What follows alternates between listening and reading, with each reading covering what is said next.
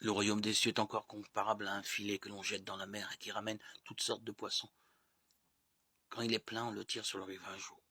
On s'assit, on ramasse dans des paniers ce qui est bon et on rejette ce qui ne vaut rien. Ainsi en sera-t-il à la fin du monde. Les anges sortiront pour séparer les méchants du milieu des justes et les jetteront dans la fournaise.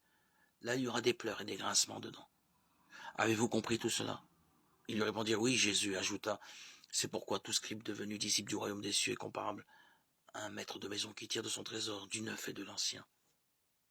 Évangile de Jésus-Christ selon saint Matthieu 13, 44, 52. Soutiens-moi, Seigneur, par la grâce de l'Esprit Saint. Fortifie-moi intérieurement de votre vertu afin que je bannisse de mon cœur toutes les sollicitudes vaines qui le tourmentent et que je ne sois emporté par le désir d'aucune chose ou précieuse ou méprisable, mais plutôt qu'appréciant toutes choses pour ce qu'elles sont, je vois qu'elles passent et que je passerai aussi avec elles, car il n'y a rien de fiable sous le soleil, et tout est vanité et affliction d'esprit. Oh oui, qu'il est sage celui qui juge ainsi. Donnez-moi, Seigneur, la sagesse céleste, afin que j'apprenne à vous chercher et à vous trouver, à vous goûter, à vous aimer par-dessus tout et à ne compter tout le reste que pour ce qu'il est, selon l'ordre de votre sagesse.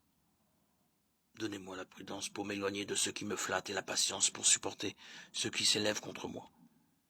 Car c'est une grande sagesse de ne se point laisser agiter à tout vent de paroles et de ne point prêter l'oreille aux perfides discours des flatteurs. C'est ainsi qu'on avance sûrement dans la voie où l'on est entré,